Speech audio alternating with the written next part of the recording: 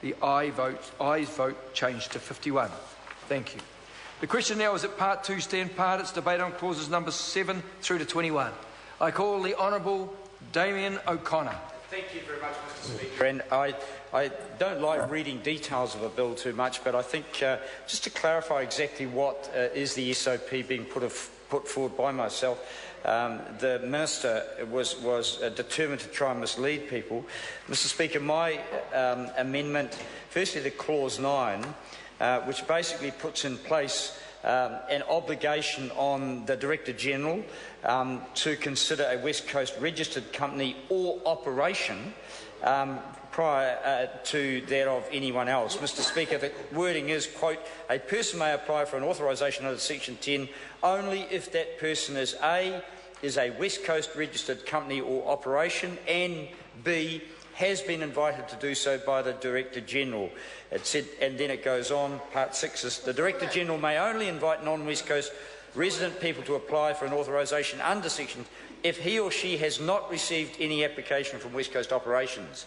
And the Minister and the Chair thinks it's a joke.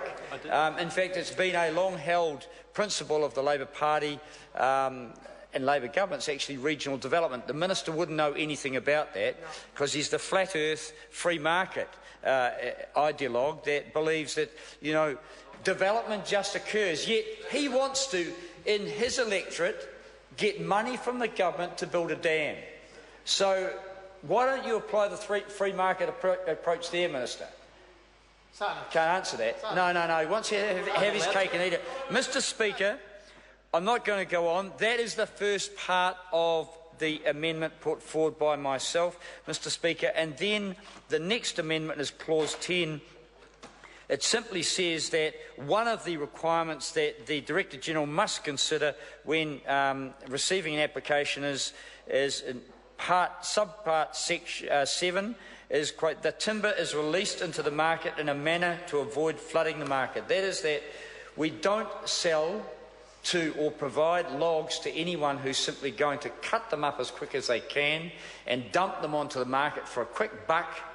The reality, Mr Speaker, and it relates back to Part 1 where the issue of the timeline for this legislation is a point of contention. My colleagues believe that it should be 2 years. It is indeed more economical and feasible to extract all those logs in a short time frame when we have on the ground the helicopter and the infrastructure and the skills. The timber needs to be cut as quickly as the logs need to be cut as quickly as possible, and then they can be stored, as the Minister from the other side said, for tens and if not hundreds of years, literally, if kept dry. So the objective is to get it out of the bush as quickly as possible, but the government has contradicted itself by, on one hand, demanding urgency in the House and then saying there needs to be a 5-year timeline. Had the government come back to the 2-year timeline and accepted the wise amendments put forward by Labor, then the whole caucus would have supported this legislation. I would have preferred that, Mr Speaker. In the meantime, I put forward my supplementary order paper to ensure that West Coasters, not other people, get a fair go at utilising this resource for the jobs and the people of the West Coast region.